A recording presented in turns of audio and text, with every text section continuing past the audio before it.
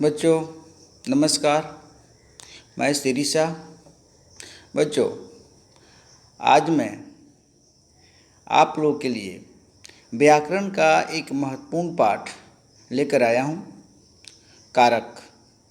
बच्चों आप लोगों को मालूम है कि जब भी हम लोग हिंदी पाठ्य पुस्तक का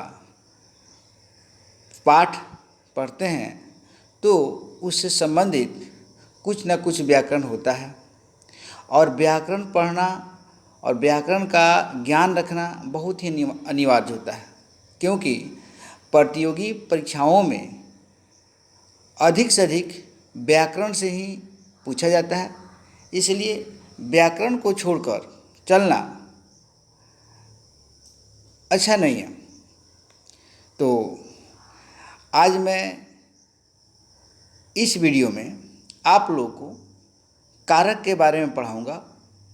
बच्चों यह वीडियो वर्ग 8 और वर्ग 9 के लिए है, इसलिए इस वीडियो को आप लोग पूरा देखेंगे और वीडियो के अंत में आप लोग के लिए मैं कुछ प्रश्न अभ्यास दिया हूँ, उसे भी आप हल करके और व्हाट्सएप ग्रुप में सेंड करेंगे, क्योंकि मैं भी समझ जाऊँ कि हाँ आप लोग वीडियो देख रहे हैं और प्रश्न अभ्यास को हल कर रहे हैं।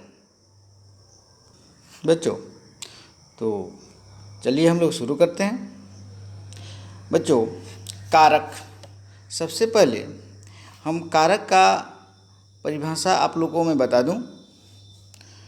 कारक किसे कहते हैं? क्वेश्चन है, प्रश्न है, कारक किसे कहते हैं? बच्चों कारक का परिभाषा इस प्रकार है कि किसी वाक्य में जब भी हम कोई वाक्य लिखते हैं या पढ़ते हैं तो उस वाक्य में संज्ञा या सर्वनाम जो होता है, संज्ञा या सर्वनाम का उस वाक्य की क्रिया से जो संबंध होता है उसे कारक कहते हैं। जैसे राजू ने पत्र लिखा, इस वाक्य में ने जो आया है, ने कारक है। इस तरह से इसमें सबसे महत्वपूर्ण बात है कि कारक कितने हैं और कारक का चिन्ह क्या है, क्योंकि प्रतियोगी परीक्षाओं में वाक्य दे दिया जाता है और उसमें पूछता है कि कारक का नाम, कारक का चिन्ह चुनिए और उसका नाम बताइए। तो इसलिए इसमें कारक का भेद और उसका चिन्ह जानना बहुत ज़रूरी है। बच्चों आपके सामने स्क्रीन पर यहाँ कारक और उसके भेद दिया हुआ है, आप ध्यान से देखिए। जैसे कारक 8 होते हैं, जैसे कर्ता कारक, कर्म कारक, कर्ण कारक, संप्रदान कारक, अपादान कारक, संबंध कारक, अधिकरण और संबोधन। बच्चों इसका चिन्ह इस प्रकार है। कर्ता ने कर्म को कर्ण से, संप्रदान के लिए आपादान से। बच्चों फिर है संबंध काके की, अधिकरण में पर और संबोधन हे हो, अरे, अजी, ऐसा होता है। इसमें महत्वपूर्ण बात यह है कि दो कारक ऐसे हैं जिसका चिन्ह एक जैसा है, जैसे कर्ण कारक और आपादान कारक, ठीक है, लेकिन दोनों में अंतर है। जैसे कर्ण कारक का चिन्ह अगर से है, जैसे मोहन कलम से लिखता है, इसमें मोहन कलम से लिखता है, यहाँ कलम से लिखता है यानी लगाव का बोध हो रहा है। और वही अगर है कि मोहन छत से गिर गया, छत से, यहाँ अलगाव का बोध हो रहा है यानी छत से अलग हो रहा है। तो इस तरह से अगर हम समझें कि जहाँ लगाव या जुड़ाव का बोध हो और वहाँ से आए तो वह कर्ण कारक होगा, और जहाँ अलगाव का बोध हो, अलग होने का बोध हो, तो वहाँ हम आपादान कारक कहेंगे, ठीक है। तो सबसे महत्वपूर्ण बात है यहाँ कर्ण कारक और अपादान कारक को समझना। जहाँ लगाव का बोध हो, जुड़ाव का बोध हो, वहाँ कर्ण कारक। जहाँ अलगाव का बोध हो, जहाँ जुदाई का बोध हो, वहाँ पर अपादान कारक। ठीक है, तो आगे हम फिर बढ़ते हैं। यह हुआ कारक। जैसे कोई भी वाक्य हम पढ़ते हैं, लिखते हैं, उसमें कारक चिन्ह रहता है। जैसे पेड़ पर बंदर है, पेड़ पर बंदर है, तो अगर यहाँ पर है पेड़ पर बंदर है, पेड़ पर बंदर है। बच्चों, अगर ऐसा वाक्य आए, आपसे पूछा क्या जाए कि इसमें कारक चिन्ह को चुनिए और कारक का नाम बताइए, तो पेड़ पर कारक चिन्ह है। और कौन सा कारक है, तो जब तक हम कारक का चिन्ह नहीं याद रखेंगे उसके भेद के सहित, तो याद नहीं होगा, समझ में नहीं आएगा, इसलिए इसे याद कर लेना है। तो पेड़ पर बंदर है, पर अधिकरण कारक होगा, यहाँ चिन्ह दिया हुआ है। तो इस तरह से आपको याद करना होगा, और याद करना भी आसान है। इसके पहले मैं 6ठा क्लास में, 5वें क्लास में आप लोगों को बताया भी हूँ कारक और कारक चिन्ह याद करने के लिए। यहाँ तो एकदम अनिवार्य रूप से 8वें क्लास और 9वें वर्ग में हमेशा मैंने एकदम अनिवार्य रूप से इसको पढ़ना ही है। ठीक है बच्चों, सबसे महत्वपूर्ण बात है, 2 टॉपिक है उसको समझना। जैसे कर्ता कारक के ने चिन्ह का प्रयोग कहाँ कहाँ होता है और कहाँ कहाँ नहीं होता है, यह हमेशा 8वें वर्ग में पूछता है, 9th वर्ग में पूछता है, 9वीं क्लास में। तो उसमें यह बात समझना बहुत जरूरी है, कर्ता कारक का ने चिन्ह का प्रयोग कहाँ कहाँ होता है और कहाँ कहाँ नहीं होता है। और इसको मैं यहाँ पर आपके लिए स्क्रीन पर मैं दिखा रहा हूँ। यहाँ दिया हुआ है कर्ता कारक के ने चिन्ह का प्रयोग कहाँ कहाँ होता है। तो दिया है कर्ता कारक के ने चिन्ह का प्रयोग अपूर्ण भूतकाल को छोड़कर से सभी भूतकालिक क्रियाओं में होता है। जैसे राम ने मिठाई खाई, सामान्य भूत है। राम ने मिठाई खाई है, आसन्न भूत है। पूर्ण भूतकाल में जैसे राम ने मिठाई खाई थी, यानी कि इसको आपको याद करना होगा। फिर यहाँ इम्पोर्टेंट बात दिया हुआ कि नहाना, छींकना, थूकना, खांसना, ये अकर्मक क्रिया है। इस अकर्मक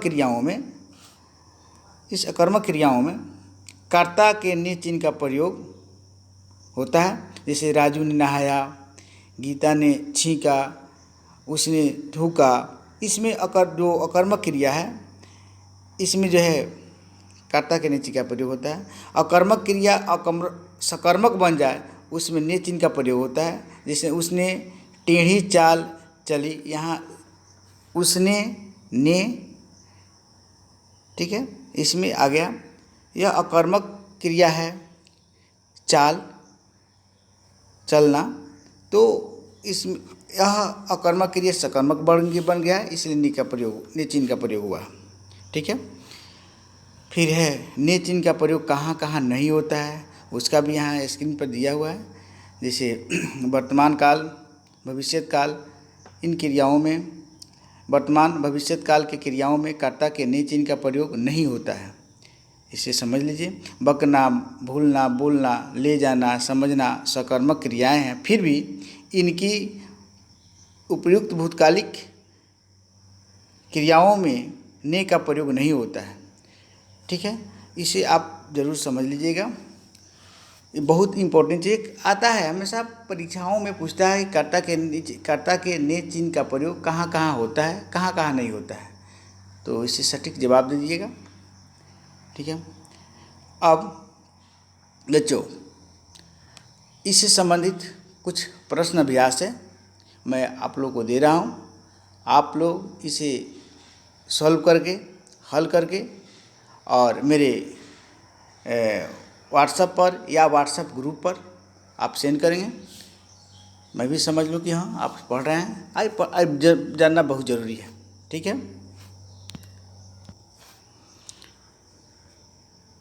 बच्चों, यहाँ प्रश्न अभ्यास है आप लोगों के लिए कि कारक किसे कहते हैं, उदाहरण समझाएं, उदाहरण परिभाषा दें। करण कारक और अपादान कारक, वही मैं बताया हूँ वीडियो में। जहाँ जुदाई का बोध हो, अलगाव का बोध हो, अपादान कारक हो जाएगा। जहाँ लगाव का बोध हो वहाँ कर्ण कारक हो जाएगा। उदाहरण देकर आप समझा दीजिएगा। कर्म कारक की परिभाषा देना है तो आप लोग को मैं बता दूं, कर्म कारक किसे कहते हैं? जिस वस्तु पर क्रिया का फल या प्रभाव पड़े उसे कर्म कारक कहते हैं। जैसे उसने रोटी खाई, श्याम ने अजीत को पीटा। यहाँ एक में विभक्ति चिन्ह लुप्त है और दूसरे में को है, तो इसमें जो है उसने रोटी खाई, श्याम ने अजीत को पीटा। अजीत को यहाँ कर्म कारक हो जाएगा। आप इस प्रकार से परिभाषा लिखिएगा। सबसे महत्वपूर्ण बात है कि आप चिन्ह को पहचानेंगे। कहीं भी प्रतियोगी परीक्षाओं में पूछता है, कारक चिन्ह दिया रहेगा और उसको पहचानिएगा। जैसे मोहन को सोहन ने मारा, इस वाक्य में कारक चिन्ह कौन है? तो ने और को दोनों कारक चिन्ह हैं। और ने कौन कारक चिन्ह है? तो कर्ता, और को कर्म कारक है। इस तरह से पहचानने के लिए देता है और आप इसे याद जब रखिएगा तो पहचानना बिल्कुल आसान हो जाएगा। ठीक है, आगे यह प्रश्न है, इसको भी आप करेंगे। इसे कर्म कारक की परिभाषा से उदाहरण दें। कर्ता कारक के ने चिन्ह का प्रयोग कहाँ कहाँ होता है? जो स्क्रीन पर मैं दिया हूँ उसको नोट कर लीजिएगा, इसको लिखिएगा वो। ठीक है, यात्री बस से उतरा। यात्री बच्चों यहाँ देखिए, यहाँ बहुत महत्वपूर्ण क्वेश्चन है। यात्री बस से उतरा, देखिए से उतरा। बच्चों यात्री बस से उतरा, बस से तो अलग हो रहा है, यहाँ अलगाव का बोध हो रहा है, इसलिए से जो यहाँ पर दिया हुआ है यह कौन सा कारक है? कर्म कारक है। कर्म कारक तो होगा नहीं, कर्म कारक का चिन्ह को होता है।